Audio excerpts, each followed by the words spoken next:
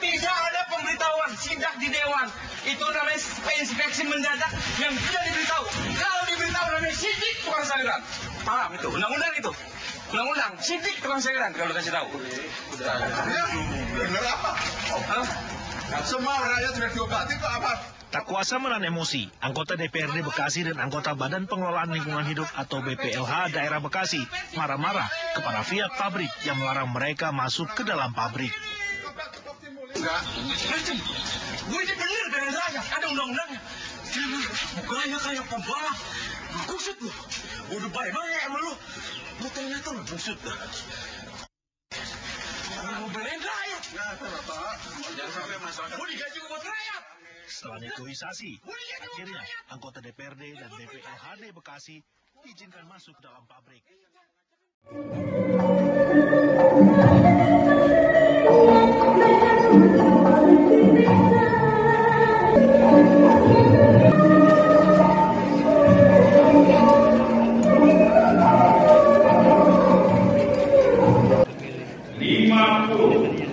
Ingin pagi.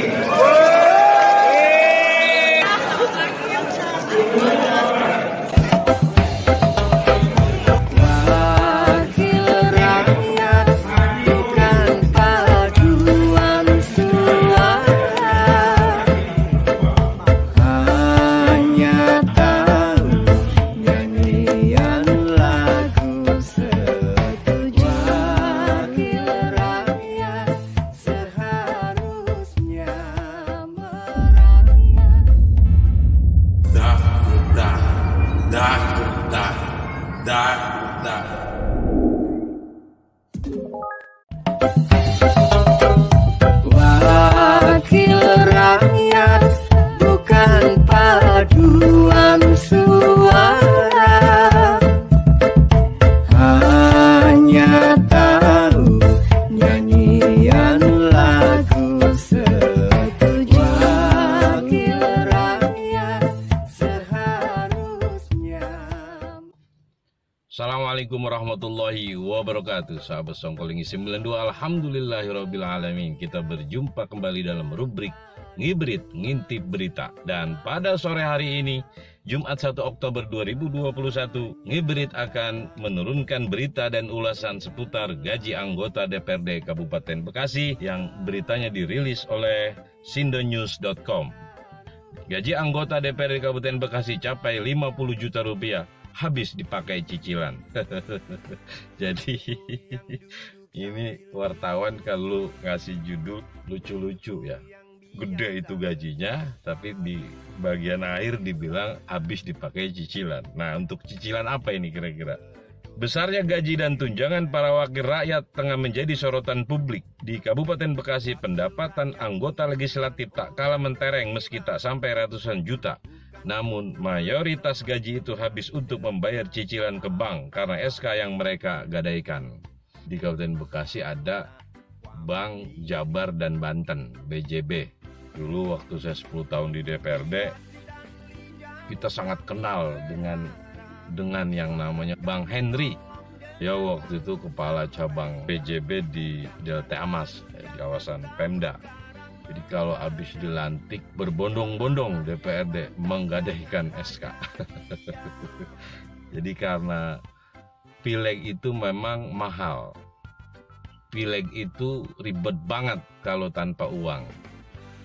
Orang yang punya kapasitas bisa kagak kepilih kalau dia nggak nyiapin duit untuk operasional dan sebagainya.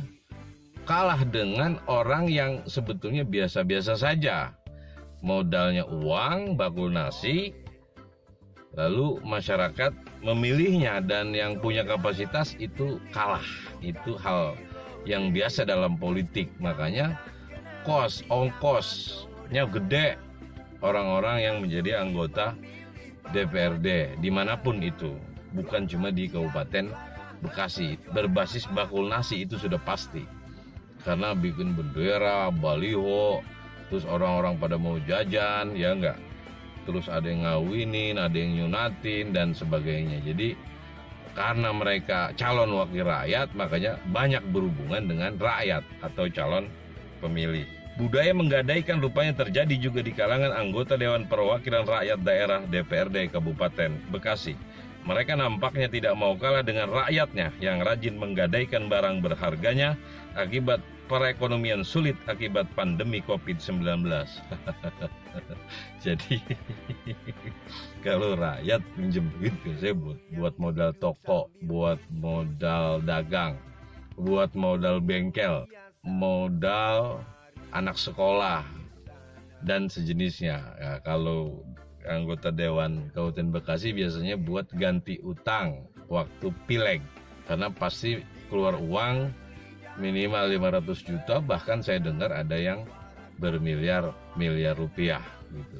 Nah, ini yang saya bilang, suasana seperti ini sebetulnya tidak baik bagi kemaslahatan perpolitikan dan juga menciptakan anggota DPRD Kabupaten Bekasi yang taat ajas, taat hukum, tertib, disiplin dalam membela hak rakyat, karena memang diawali dengan bakul nasi yang terlalu banyak dan tuntutan dari rakyat juga terlalu berlebihan gitu. Jadi ada istilah, gue kagak nyoblos lu kalau kagak ngasih es mambo buat beli es mambo. Ini sesuatu yang nggak bisa dihindarin ya. Penegakan aturan oleh Bawaslu dan sebagainya nyaris tidak tersentuh yang seperti ini, karena memang sudah mendunia gitu. Jadi skupnya nasional hal-hal yang kayak begini. Sejak terpilih pada pemilu 2019, anggota Dewan lantas berbondong-bondong mendatangi bank daerah untuk menggadaikan SK Surat Keputusan Pengangkatan Anggota DPRD Kabupaten Bekasi. SK digadaikan karena nilainya besar, bisa sampai lebih dari 1 miliar rupiah. Nah, jadi kalau gajinya 50 juta, gaji sih cuma 5 juta biasanya. Cuma tunjangan transportasi, tunjangan beras, tunjangan pakaian, tunjangan pulsa, tunjangan transportasi, kesehatan, dan sebagainya, itu mencapai kurang lebih 50 juta. Dan ketika SK digadaikan, memang nilainya bisa 1 miliar. Nah, biasanya itu usia angsurannya itu 4-5 tahun atau habis masa periode nyaris. Jadi anggota dewan itu gajinya habis kepotong buat bank, bayar cicilan, juga untuk iuran ke partai. Biasanya partai itu mentarget satu anggota dewan, ada yang 4 juta, ada yang 3 juta, ada yang 5 juta, bahkan mungkin ada yang lebih dari 5 juta setiap 1 bulan sudah otomatis terpotong dan bisa diambil langsung oleh petugas partai ke sekretariat DPRD. Sekretariat DPRD langsung dapat dari Bank Jabar tempat anggota dewan itu meminjam uang menggadaikan SK. Nah, kalau ada yang sampai 1 miliar lebih, itu tentu dengan ditambah jaminan yang lain, yaitu berupa sertifikat tanah gitu ya. Kalau rakyat kan kalau ngasih serti itu lama, disupai dulu, dipelototin dulu, dipoto cekrek-cekrek. Nah, kalau anggota dewan punya fasilitas khusus, nggak terlalu ketat ya, pokoknya saling tahu aja lah si direktur bank itu bahwa ini anggota dewan dan benar ini adalah sertifikatnya, diperiksa di BPN, langsung dah cair cepet gitu. Dibedakan kalau rakyat ya, ngantri terus dicekrek-cekrek, dipoto-foto, belum tentu juga cair, belum tentu juga di ACC. Nah, kalau anggota DPRD pasti di ACC karena SK itu kan legal dan siapa aja yang tahu gitu bahwa dia anggota DPRD Kabupaten Bekasi. Kepala Bagian Keuangan Sekretariat DPRD Kabupaten Bekasi, Eman Yusuf Taufik, mengatakan kisaran gaji keseluruhan anggota dewan saat ini antara 52 sampai 56 juta rupiah. Jumlah tersebut termasuk dengan sejumlah tunjangan. Akumulasi ini ya. Gaji pokoknya sekitar 4.600.000 rupiah, tapi besar di tunjangan, kata Eman kepada wartawan di Bekasi Minggu 26 September 2021. Nah, ini Bang Topik, bener ini. Jadi gaji itu memang kecil, bahkan ini 4,6 di bawah 5 juta, ya, anggap 5 juta. Yang gede itu memang tunjangan. Jadi kita berharap semua anggota DPRD tentu bekerja dengan benar, dengan membackup kepentingan masyarakat, kepentingan rakyat dengan sebenar-benarnya, karena mereka telah dikasih duit rakyat lumayan banyak ya.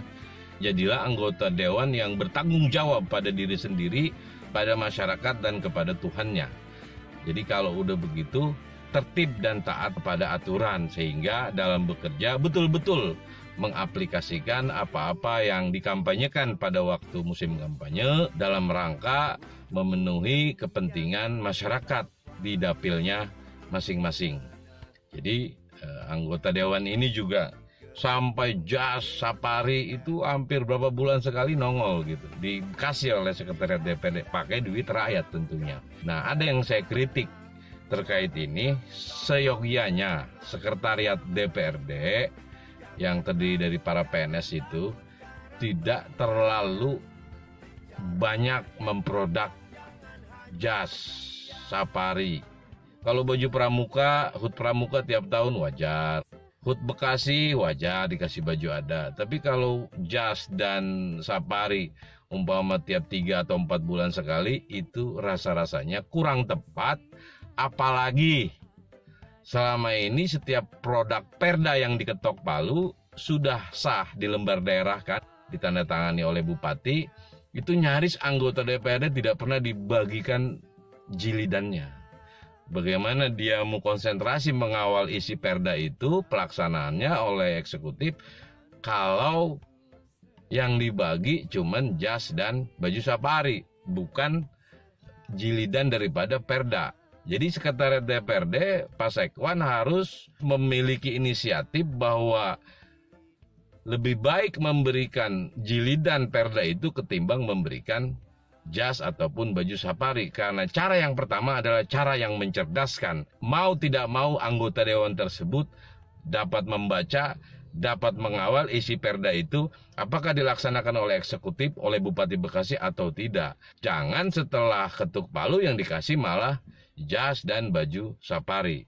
Ini adalah sesuatu yang kontraproduktif. Semoga anggota Dewan Kabupaten Bekasi dengan gaji berapapun yang diterimanya selalu bersyukur kepada Allah Subhanahu wa Ta'ala dan selalu membela kepentingan rakyat dengan sekuat tenaga, seoptimal mungkin, sebisa-bisanya, sekemampuan yang ada, dan tidak sekali-kali mengabaikan kepentingan atau aspirasi masyarakat pemilihnya. Salam Bekasi, salam peradaban. Wassalamualaikum warahmatullahi wabarakatuh.